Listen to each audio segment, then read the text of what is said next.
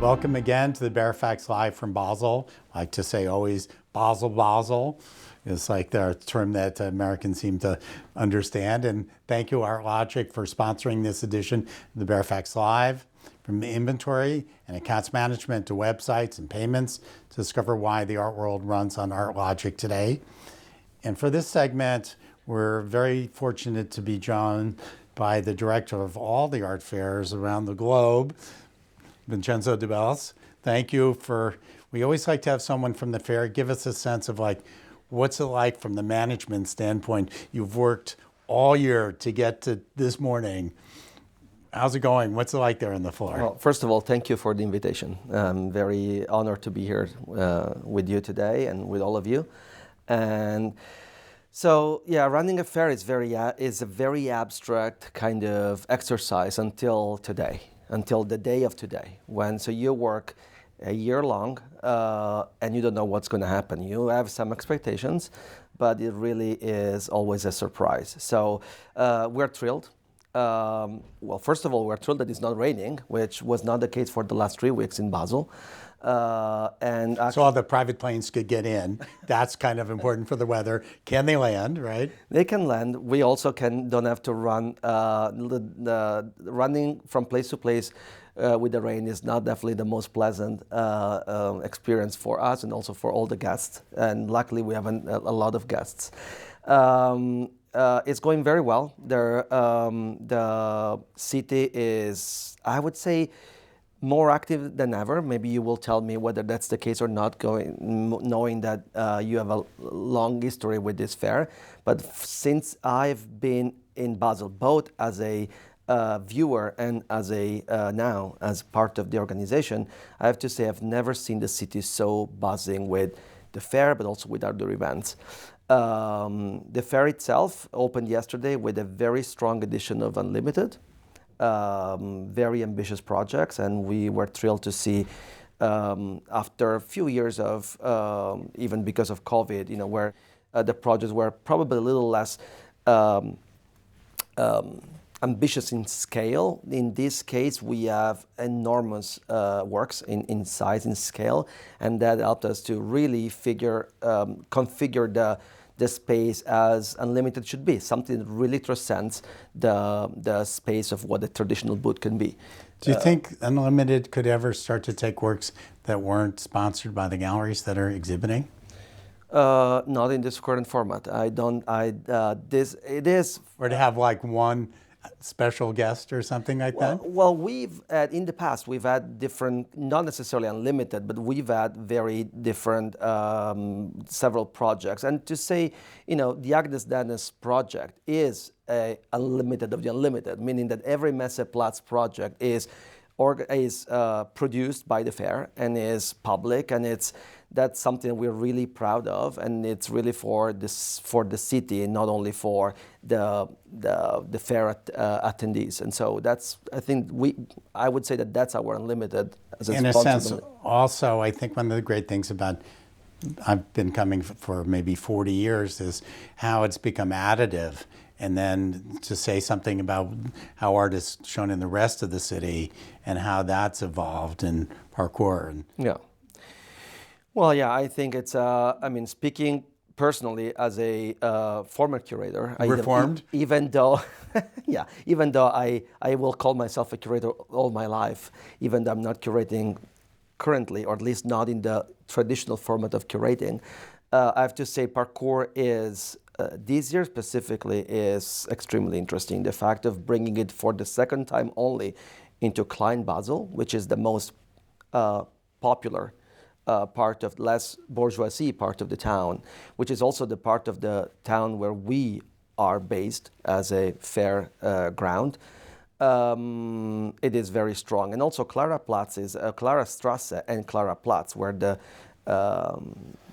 parkour is taking place, is really a vibrant and diverse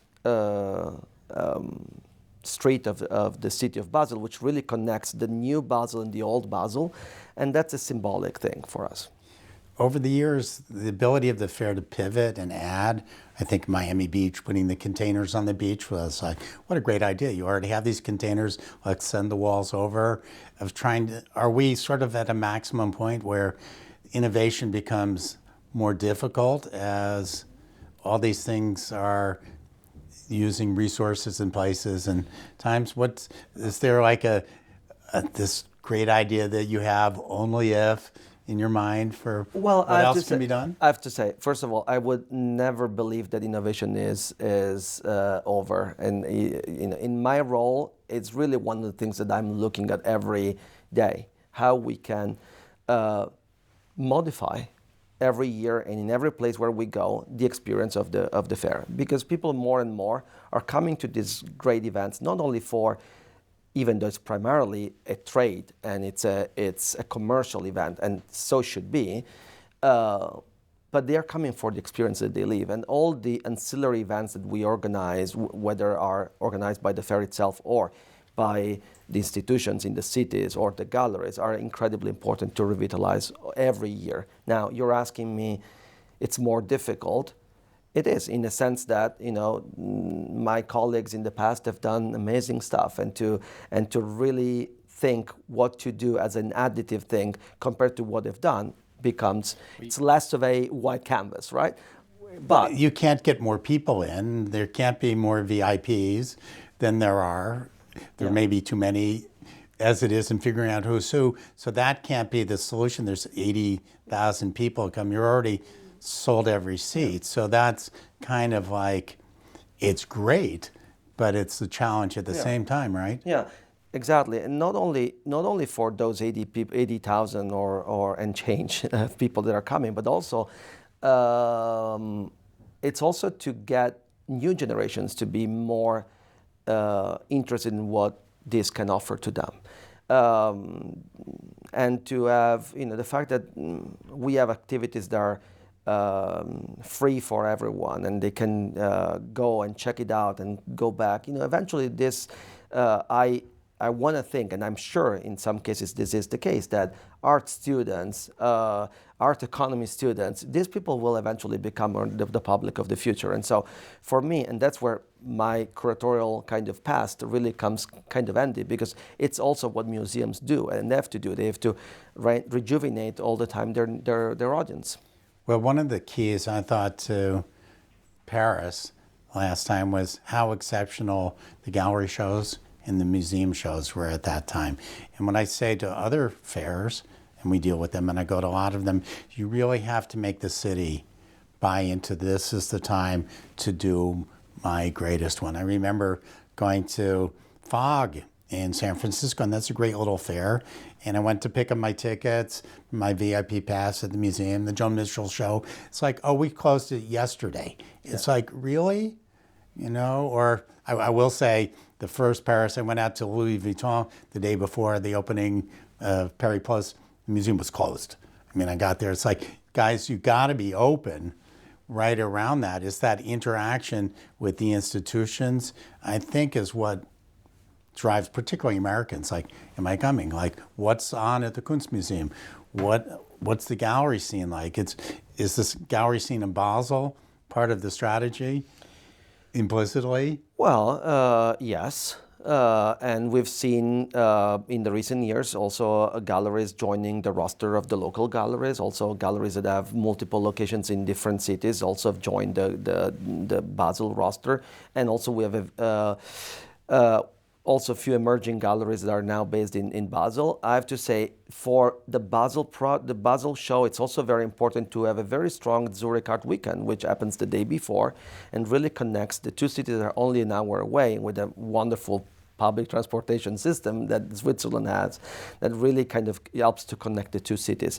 Of course, as you mentioned, what the institutions do in this town is off the chart in many ways, and that needs to be said very openly, because the Kunstmuseum has two wonderful shows with the Dan Flavin, and also very diverse shows, and also with the Portraiture, the African Portraiture show, that also connects different dots in many ways that are incredibly interesting today. the ever evolving and changing show that there's a Bayer that wanted, ask people to go repeatedly to see it and to grasp it, even if they won't really grasp it. And also a great show at the Kunsthalle at the Kunsthalle. And in addition, also the new space of the Kunsthaus Baseland. If we talk about this, and also with the new director at the fair, with Maike, the new director at the Kunstmuseum with Elena Filipovic, Mohamed at the Kunsthalle, it's a very interesting moment for the city to really start thinking its present and its future. Well, there'll be 10 or 20 years of these people making their stake. What are you hearing on the floor? Do you walk around and say, how are you selling? People telling you the truth of how they're selling, what the mood is? What about ultimately, they're one of your primary clients are really the galleries. What are they saying? They're saying, I mean, we all know that we've read and we live in the reality of a market that has had a slower, is having a slower moment. I have to say, not that I'm surprised, but I'm positively impressed by the buzz in the halls. I've had both. I started upstairs. For those of you who are not familiar with Art Basel, we have 2 floors. Upstairs is where the more contemporary galleries are, the more emerging galleries are, and then downstairs we have modern sector and post-war, plus some blue chip presence of galleries. We were saying in the last segment, how about some old masters? We could use some of that. Be nice to see. That's a conversation that we internally we have. I think that's something that needs to be, the way we connect the dots in the history of art is very important. Now, Art Basel has always been a fair in all its 4 iterations, a fair that it's connected modern and contemporary art. Of course, more and more artists are contemporary artists are interested in exceeding that kind of connection. So, I interrupted you a bit though, telling what the mood was and sales like from the second floor of like what are mostly the newer galleries, even though they may be 30, 40 years old, some of them. Well, I have to say, we like giving those answers at the very end of the fair, just because, the fair is, and this is very special of Basel, it's almost a week-long fair, for real. Having said that, from what we've gathered, 6 hours in the show, a little less, it's pretty buzzy down there. And I would have expected the best, but not necessarily. It was very uncertain, and so I feel very positive. Let me ask you about some of the challenges for not just this fair, but all fairs. So it's like the pre-selling of art. Yeah. I mean, there was a famous story 10 or 15 years ago about a very big person who snuck in the day before in costume and all that. And people felt, I came here from Tokyo, it's not fair that something happened. I can even remember I was on the floor once. I had a work there that was in one of the galleries and been damaged. And I had to go see it. And 20 minutes later, my phone rang and it was Mark Spiegler saying, what are you doing on the floor? It's Monday. People are calling to complain. I said, there's a piece that's mine. It got damaged. I'm looking at it. He went, oh, okay. Yeah. But there was that. It's like the challenge of it being fresh to the viewers who've come from around the world versus all the PDFs that are going where so much of the fair is sort of pre-baked. It's kind of like maybe the auction houses doing guarantees. There's a lot of pre-selling. Do you see that as a challenge, and how do you deal with that?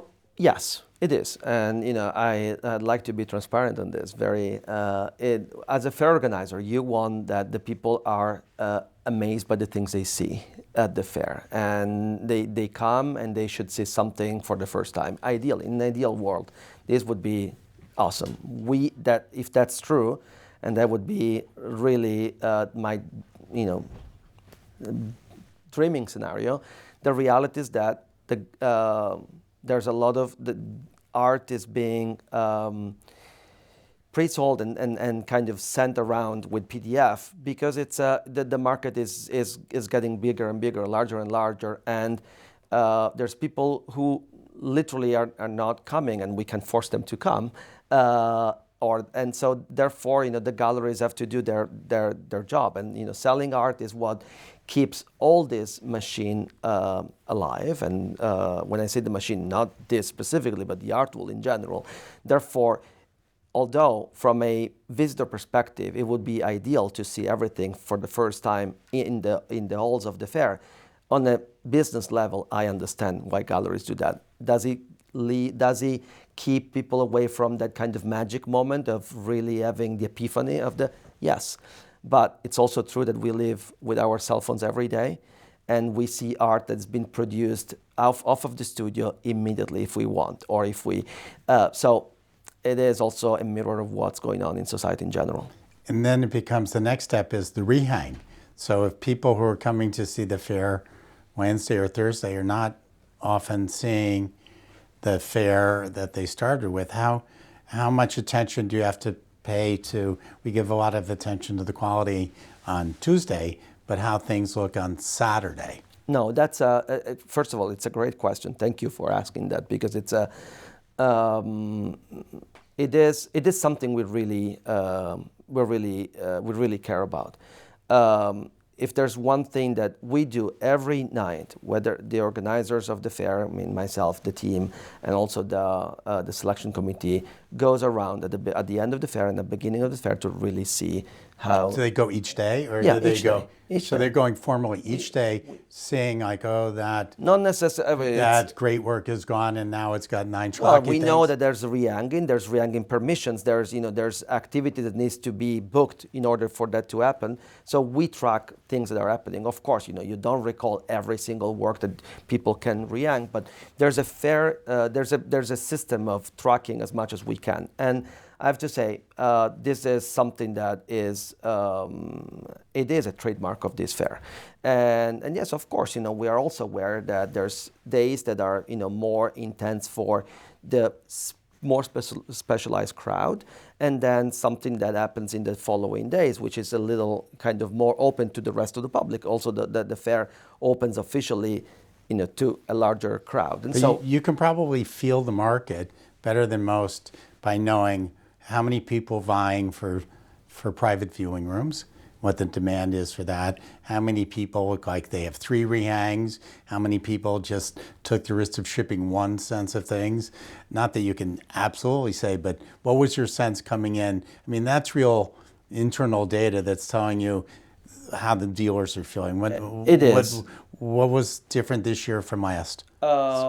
Or the last few years since you... I have to say, I mean, I started in Basel, where re-hanging is more, but the two that are more are Basel and Paris, also because of the size of the booth. You need to consider that where the booths are a little less spacious, there's also a need that the galleries, especially the primary market galleries, want to show as much as possible their full roster of artists. And which is for many reasons that we can discuss about. It's also for representation and diversity, and also to build their brand, make Exactly. curators see, I work with this person, how to position them, what their artists are asking them to do. So to respond to your question, it is very, the re-hanging booking that we have, and we know that it's very active. As of last year, it's very similar number of last year, a little more. Which is gives us very. That's why I said it gives me very positive vibes.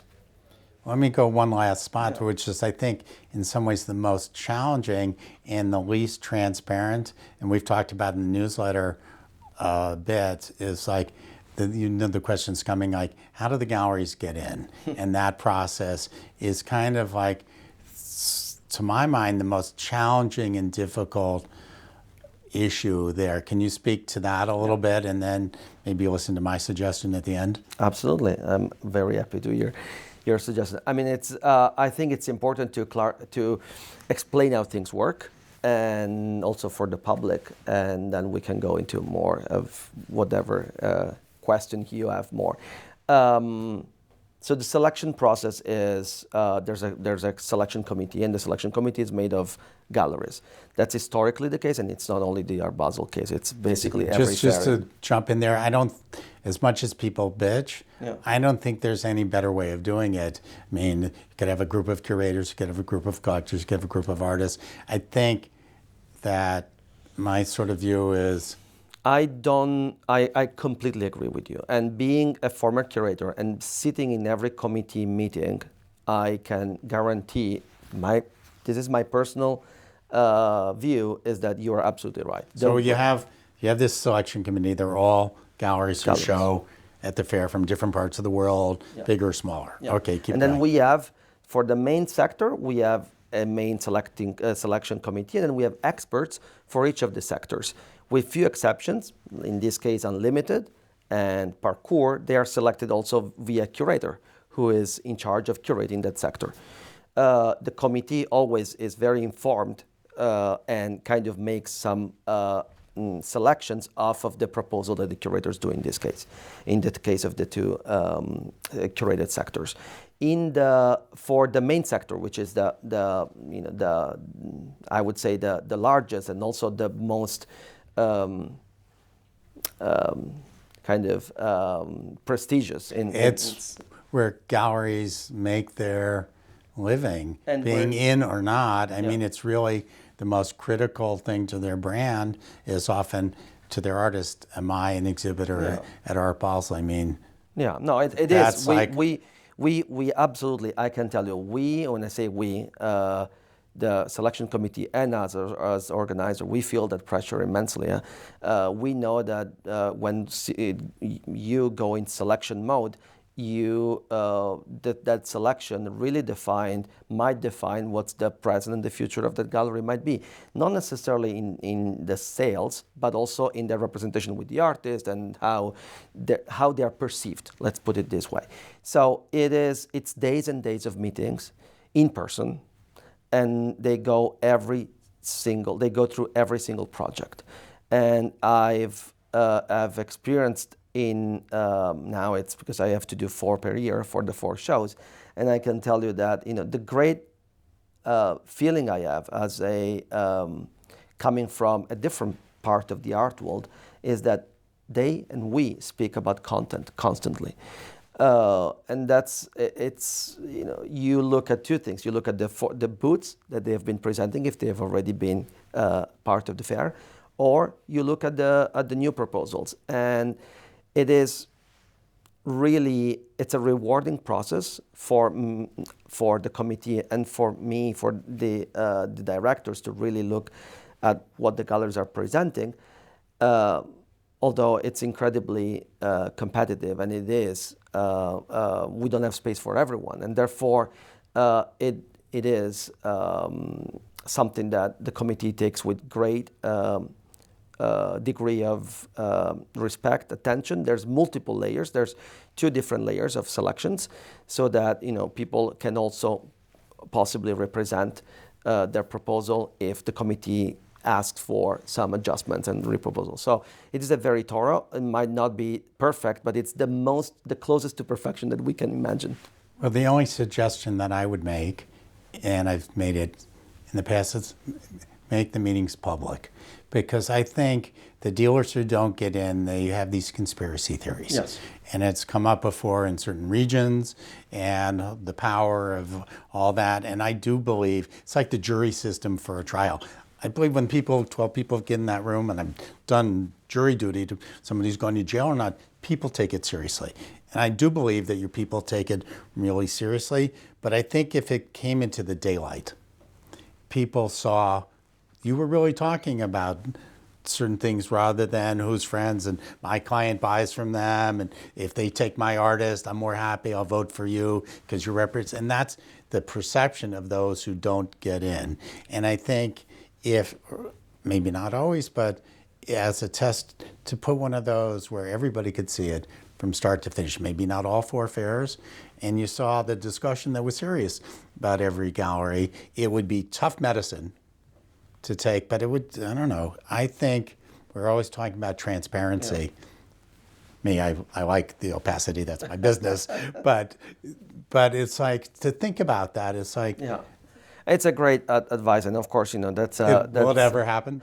well, now it's this is the honestly, believe it or not, it is the first time that someone has said that to me so transparently. This is it's definitely something that we need to think about. One thing I want to say is that you just mentioned that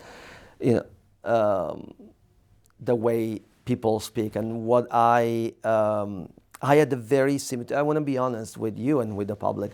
I had similar ideas coming into the first meeting. I said, what they will be talking about?